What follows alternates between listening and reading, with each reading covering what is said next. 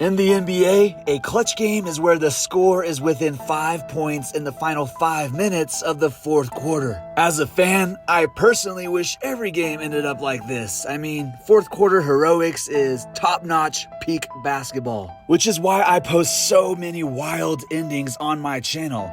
Nobody likes a blowout except maybe diehard Glazers who, they just like their team and not the game itself. With that being said, clutch games specifically can prove to be absolutely daunting for a player's morale, their mentality, their confidence, and even their identity. Especially if you had a 20-point lead and end up losing it all down the stretch. Humans are pattern-based creatures, and superhuman athletes, they're no different. We've all seen it before. One of the worst habits teams and players can cultivate is getting an early lead, getting too comfortable, letting their foot off the gas, and then allowing another team to creep back into the game, swinging the momentum into their favor in clutch time. The mental obstacles you'll have to overcome as a team in this position can be at an Olympic level. The hurdles of habits are the hardest to break. But through last season and this season so far, there's one player in particular who has found himself in more clutch games than anyone else.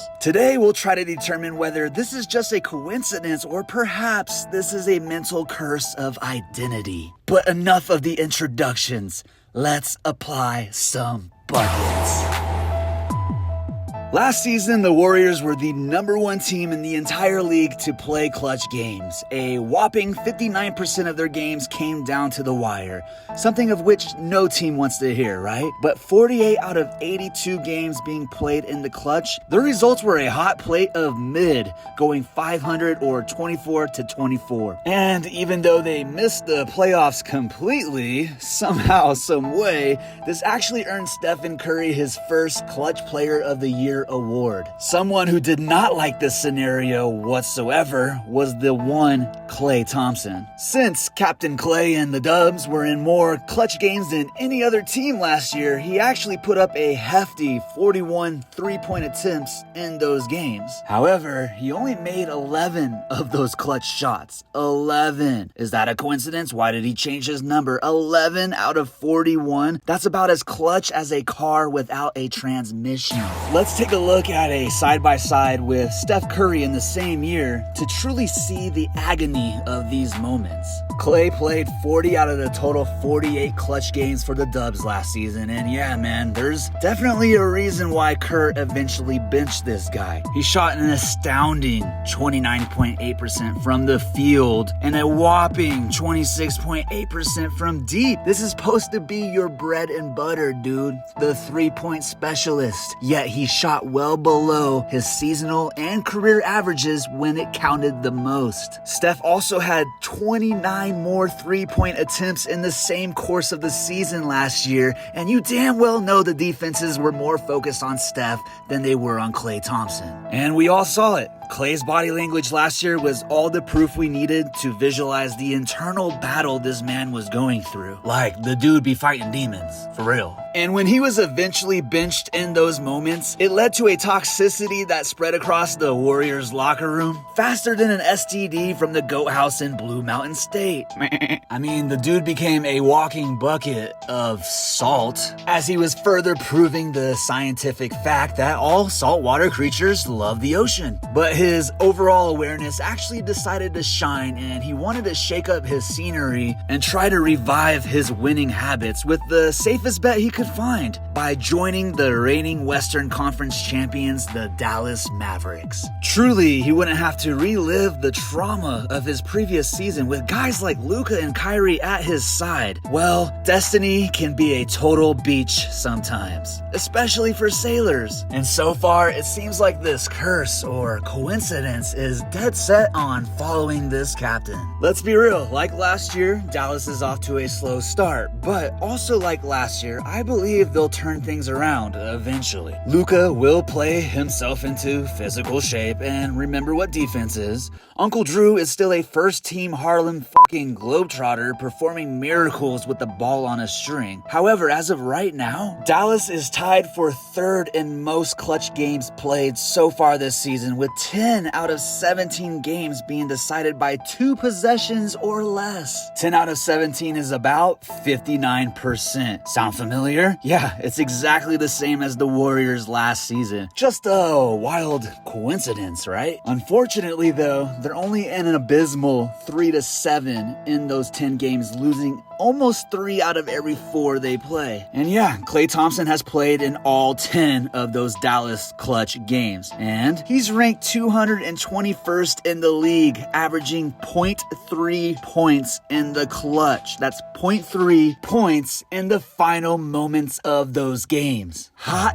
damn. This puts him in the bottom 3.5% of the entire NBA in these moments. One of the greatest shooters of all time in the bottom 3.5% of the league. Now he's only 1 for 4 from deep in these moments, and let's give him some slack. It's a very, very small sample size. We're still in the first quarter, so to speak, of the entire season. We're not even 25% of the way through the season. However, his current 25% small sample size compared to last year's huge sample size was 26.8% from deep. Is this just a coincidence? Or is history doomed to repeat itself from last season? Is this Klay Thompson's new identity? A decade ago, Klay was one of the most clutch players in the league. No kidding, he shot 42.6 from deep back in his glory days before the injuries. And Klay is one of the most sad stories in sports, in my opinion. This man was genuinely robbed out of his prime with horrific injuries.